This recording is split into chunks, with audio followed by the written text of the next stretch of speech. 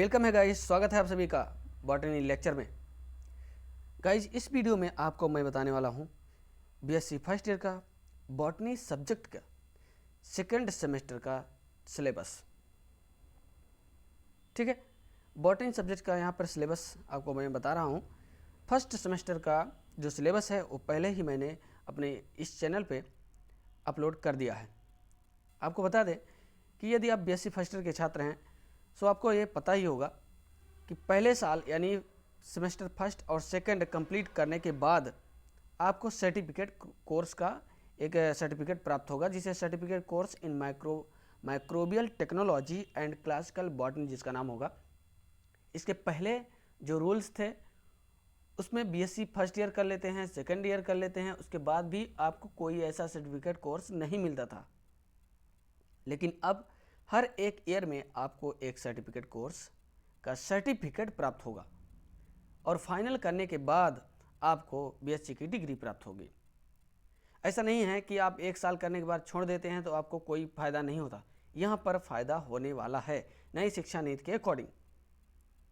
So first semester का syllabus हमने upload कर दिया था। यहाँ पर मैं सेकंड सेमेस्टर का जो सिलेबस है उसके बारे में डिस्कशन करूँगा आपके सामने। तो आपको बता दें, जो पेपर का नाम है, पेपर फर्स्ट और सेकंड में होगा। फर्स्ट पेपर जो होगा वो थ्योरी पेपर कहलाता है और जो सेकंड पेपर होता है उसे प्रैक्टिकल पेपर कहते हैं। जो थ्योरी पेपर है सेकंड सेमेस्टर का बॉटनी वालों के लिए, उसका नाम है आर्चिगोनिएट्स एंड प्लांट आर्किटेक्चर। ये आपके जो पेपर है उसका नाम है। ठीक, रूल्स बिल्कुल सेम फर्स्ट सेमेस्टर की तरह होगा। चूँकि आप फर्स्ट सेमेस्टर कर चुके हैं, मैं उम्मीद कर रहा हूँ, इसलिए आपको कोई दिक्कत नहीं होगी समझने में कि इंटरनल एग्ज़ाम जो होंगे वो 25 नंबर का होगा और एक्सटर्नल 75 नंबर के होंगे। ये आपको क्लियर होना चाहिए। ठीक है गाइस, आइए, यानी अब आपको ये जो एक्सटर्नल में 75 नंबर के जो पेपर होंगे उसी के बारे में यहाँ पे आपको बताता हूँ। उसका सिलेबस किस तरीके से आपको यहाँ पे पढ़ाया जाएगा। ये पेपर फर्स्ट की हम बात कर रहे हैं, इस बात को आप मत भूलिएगा।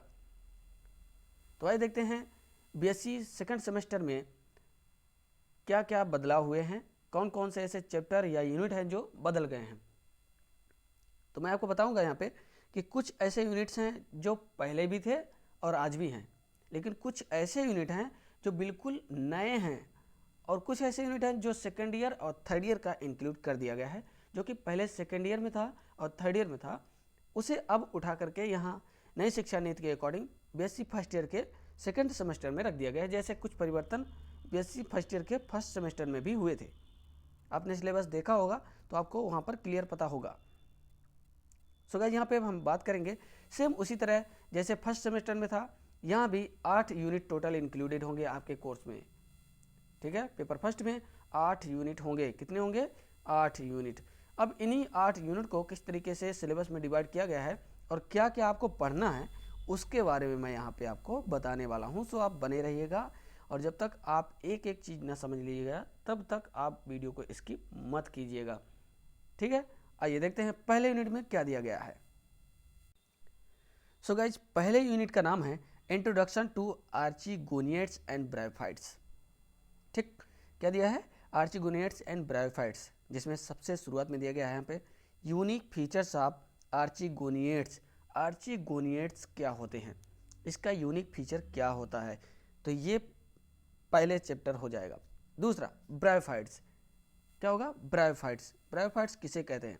And general characteristics, adaptation to land habit, range of thallus organization, classification up to family, यानी फैमिली तक के इनके क्लासिफिकेशन भी आपको बताने होंगे। Okay, morphology, anatomy and reproduction of Riccia. अब जेंडा कौन कौन से पढ़ने होंगे? Riccia, Marchantia, Anthoceros and Sphagnum. ये तो पहले से भी कोर्स में थे। ठीक है, पहले से भी थे, वही यहाँ पे रखे गए हैं। बस आपको यहाँ पे यानी ब्रायोफाइट्स का डिटेल डिस्कशन करना होगा, जिनमें से ये 4 जेंडा दिए गए हैं आपके कोर्स में। ओके, और इसके अंतर्गत क्या पढ़ना होगा? ब्रैकेट में लिखा हुआ है developmental details not to be included. क्या इंक्लूडेड नहीं किया गया है? इकोनॉमिक्स इंपॉर्टेंट ऑफ ब्रायोफाइट्स, मतलब कह रहा है कि यहाँ पर डिटेल, बहुत ज़्यादा डिटेल में डिस्कशन करने की कोई ज़रूरत नहीं है। समझ रहे हैं? इन सभी के जनरल आउटलाइन ही डिस्कशन किया जा सकता है। उसके बाद है इकोनॉमिक्स इंपॉर्टेंस ऑफ ब्रायोफाइट्स। और ये तो आपको पता ही होगा कि अब आपका जो एग्ज़ाम है वो ऑप्शनल नहीं है। ये डॉक्टर राम मनोहर लोहिया यूनिवर्सिटी से रिलेटेड मतलब जो सिलेबस है मैं आपको प्रोवाइड करा हूँ, हालांकि पूरे यूपी का यही है, सेम यही, ठीक। तो ये मैं आपको प्रोवाइड करा रहा हूँ। और नेक्स्ट इसी में हो जाएगा इकोनॉमिक्स इंपॉर्टेंस ऑफ ब्रायोफाइट्स। ये बहुत इंपॉर्टेंट होगा इसका। पहली यूनिट में आपको डिटेल अगर मैं आपको एक कम से कम शब्दों में अगर बताया जाए तो पहले यूनिट में आपको ब्रायोफाइट्स के बारे में डिटेल डिस्कशन करना है, ठीक, जिसमें 4 जेनरा आपको डिस्कशन करना है। नेक्स्ट ऐसे में टेडोफाइट, हालांकि ये सब का वीडियो मैं एक तरफ से कंटिन्यू आपके यहाँ पर अपने चैनल में प्रोवाइड करा दूंगा आपके लिए। और ब्रायोफाइट्स का जो जनरल कैरेक्टर है उसको हमने पहले ही अपलोड कर दिया है, तो जो लोग पेपर दे चुके हैं वो लोग उसका जनरल कैरेक्टर पहले ही लिख लें, उसके बाद एक जो जनरा है उसके भी हम आपको नोट्स प्रोवाइड करा देंगे।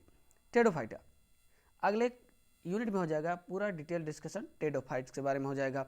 इसमें कौन कौन से जनरा दिए गए हैं, बहुत सारे जनरा पहले थे, अब इसमें से सब कट गया है, कुछ नहीं है ज़्यादा। क्या है, जनरल कैरेक्टर पढ़ना है, अर्ली लैंड प्लांट्स, राइनिया का यहाँ पर डिस्कशन करना है, ठीक है। क्लासिफिकेशन अप टू फैमिली, इसका भी क्लासिफिकेशन टेडोफाइट्स का फैमिली तक का करना है विद एग्जाम्पल के साथ। हेट्रोस्पोरिया एंड सीड हैबिट क्या होता है, ये इंपॉर्टेंट टॉपिक है जो कि टेडोफाइट्स में ये बिहेवियर एक करेक्टर्स होते हैं।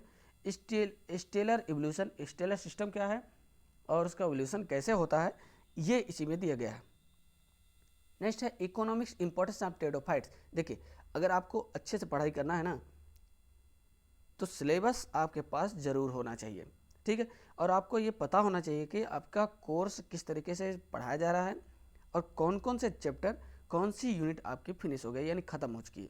अगर ये आपको नहीं पता है ना तो आपको पढ़ने में काफ़ी दिक्कतें होंगी, इसलिए सिलेबस आपके पास होना ज़रूरी है। तो इसको आप लिख लीजिए अपनी कॉपी में अच्छे से, ठीक है। आइए नेक्स्ट ऐसी में तीसरी यूनिट हो जाएगी जिम्नोस्पर्म। ये भी पहले कोर्स में था, ठीक है। जिम्नोस्पर्म में आ जाएगा classification and distribution of gymnosperm, salient features of Cycadales. अब यहाँ पे जनरा कहीं पर दिया नहीं गया है, ठीक है। कुछ आर्डर्स हैं उनके डिटेल डिस्कशन करने को कह रहा है। साइलेंट फीचर जैसे सैकडेल्स जिसमें साइकस आता था, ठीक, Ginkgoales, Ginkgo biloba, Coniferales and Gnetales, Gnetales में नीटम, कोनिफेरल्स में पाइनस, तो ये सब आते थे। तो यानी कि इनमें पहले जेनरा भी दिया गया था, साइकस, पाइनस एंड एफेड्रा, लेकिन अब ये कोर्स में यहाँ पर नहीं दिया गया है, ठीक है। हालांकि जनरल अकाउंट वहाँ पे बता दिया जाएगा, आपके टीचर्स आपको प्रोवाइड करा देंगे, हालांकि हम अपने चैनल पे इसका वीडियो जरूर अपलोड करेंगे, ठीक। There examples, structures and reproduction, economics importance, ये हो जाएगा।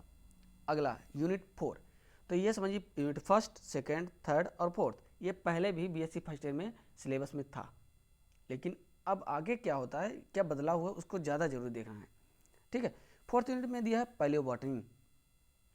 तो पैलियोबॉटनी का गाइज आपको बता दें कि एक वीडियो हमने अपने चैनल पे बहुत ही बेहतरीन तरीके से डिस्कशन करके, यानी fossils, fossilisation types of fossils का जो वीडियो है 36 मिनट का लगभग वीडियो हमने अपलोड कर दिया है। यानी आप उस एक वीडियो को देख लेंगे तो आपको और कुछ करने की कोई आवश्यकता नहीं है, बस एक वीडियो से आपका सारा का सारा जो नोट्स है वो कंप्लीट हो जाएगा।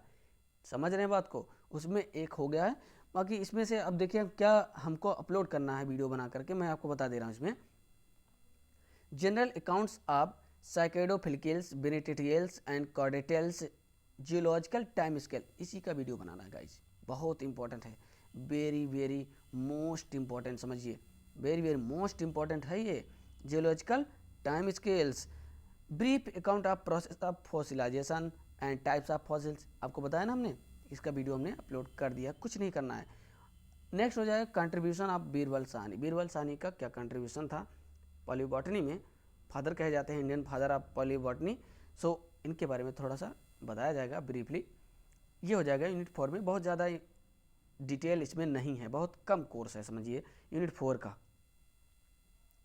अब वो यूनिट है जो आपके कोर्स में नई इंक्लूड की गई है, जो कि सेकेंड ईयर थर्ड ईयर में थे, वहाँ से उठा करके यहाँ रख दिया गया। जैसे यूनिट 5 है यहाँ पे एंजियोस्पर्म मार्फोलॉजी। एंजियोस्पर्म की जो मार्फोलॉजी थी ना गाइस, वो बीएससी सेकेंड ईयर में टैक्सोनॉमी वाले चैप्टर के साथ, यानी टैक्सोनॉमी, एनाटॉमी, मॉर्फोलॉजी और एम्ब्रियोलॉजी, ये सब कोर्स पेपर फर्स्ट में था। लेकिन अब मॉर्फोलॉजी वहाँ से उठा करके एंजियोस्पर्म की कहाँ रख दिया गया है, वो यहाँ बीएससी फर्स्ट ईयर के सेकेंड सेमेस्टर में रख दिया गया है। बहुत ज़्यादा नहीं है, कोई दिक्कत नहीं होगी, इसको बहुत सिंपली कंप्लीट करा दिया जाएगा। Stem, roots, leaves, flowers, inflorescence, यही है मॉर्फोलॉजी प्लांट्स की। ओके, तो इस तरीके से इसमें आपको देख लेना है। और नेक्स्ट हो जाएगा एनाटॉमी। अब देखिए एनाटॉमी भी यहाँ उठा के रख दिया गया है, ये भी बीएससी सेकेंड ईयर के फर्स्ट पेपर में था, उसे भी उठा करके यहीं रख दिया गया एनाटॉमी। एनाटॉमी में कौन कौन से प्लांट की एनाटॉमी आपको देखना, मेनली रूट, स्टेम और लीफ की एनाटॉमी देखना होता है विद प्रैक्टिकल। तो प्रैक्टिकल भी मैं कराता हूँ, प्रैक्टिकल का भी जो वीडियो है वो मैं बना के अपलोड करता रहता हूँ, हालांकि अपने चैनल पे, कोई दिक्कत नहीं होनी चाहिए। रूट, स्टेम, लीव्स की जो एनाटॉमी है उसका यानी टीएस कट करना, देखना माइक्रोस्कोप में, ये हो जाएगा। Apical cell theory, histogen theory इसी में आ जाएगा। ठीक है, मेरिस्टेम भी दिया गया है, मेरिस्टेम का डिटेल अगर आप पढ़ेंगे तो मेरिस्टेम में apical cell theory, histogen theory की और ट्यूनिका कार्पस थ्योरी यानी सिद्धांत, ये हो जाएगा। नेक्स्ट है सेकेंडरी ग्रोथ, द्वितीयक वृद्धि का है, सेकेंडरी कैम्बियम, ये सब कैसे फॉर्म होते हैं ये दिखाया जाएगा। स्टेम का जो टीएस आपको कट करना है, कौन कौन से प्लांट की स्टेम या फिर रूट का देखना है, बिग्नोनिया, बोरहेविया, ड्रेसिना, निक्टेंथस, ये 4 प्लांट का दिया गया है। तो गाइस ये थी यूनिट 6, ये भी नई इंक्लूड की गई है, यानी सेकेंड ईयर से फर्स्ट ईयर में रख दिया गया। अगली यूनिट है 7th नंबर पे, रिप्रोडक्टिव बॉटनी। रिप्रोडक्टिव बॉटनी यानी एम्ब्रियोलॉजी आप कह सकते हैं, ये भी बीएससी सेकेंड ईयर के फर्स्ट पेपर में था, यानी तीनों यूनिट उठा करके यहाँ रख दिया गया। और यूनिट नंबर 8 नंबर जो है वो बीएससी थर्ड ईयर के फर्स्ट पेपर में था, उसको उठा करके यहाँ फर्स्ट ईयर के सेकेंड सेमेस्टर में रख दिया गया है। यानी आप कह सकते हैं कि इसे थर्ड ईयर का उठा करके यहाँ रख दिया गया, जोड़ दिया गया है, और यूनिट 5, 6 और 7 को बीएससी सेकेंड ईयर से फर्स्ट पेपर से यहाँ रख दिया गया है। मतलब यही इतना बदलाव हुए हैं, बहुत ज़्यादा बदलाव नहीं है, ना ज़्यादा बहुत कठिन ही है, बहुत सिंपल है। जैसे जब आप रिप्रोडक्शन पढ़ेंगे तो उसी रिप्रोडक्शन में पलेनोलॉजी भी आ जाएगा, यानी study of pollen grains and morphology is known as palynology, तो वो भी इसी में आ जाएगा, बहुत ज़्यादा कोर्स नहीं है ये। चलिए रिप्रोडक्शन में क्या पढ़ना होगा, ये देखिए, plant embryology, structure of microsporangium में और microsporogenesis, structure of megasporangium and it's type, megasporogenesis, structure and types of female gametophyte, कितने प्रकार के फीमेल गैमेटोफाइट होते हैं, तो इसके बारे में हो जाएगा। नेक्स्ट है टाइप्स ऑफ पॉलिनेशन, पॉलिनेशन क्या है, कितने टाइप का होता है, ये होगा। मेथड ऑफ पॉलिनेशन, किस किस तरीके से पॉलिनेशन होता है, ये मेथड देखना होगा। Germination of pollen grain, germination of pollen grain, pollen grain कैसे जर्मिनेट करता है ये यहाँ पर दिया गया है, इसका प्रैक्टिकल भी कराया जाता है। Structure of male gametophyte, fertilization, structure of dicot and monocot embryo, endosperm, double fertilization, apomixis and poly embryony.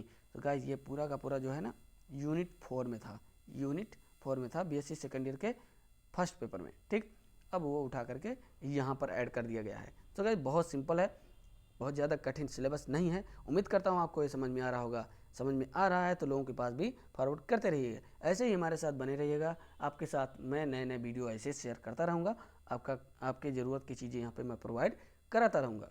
धन्यवाद।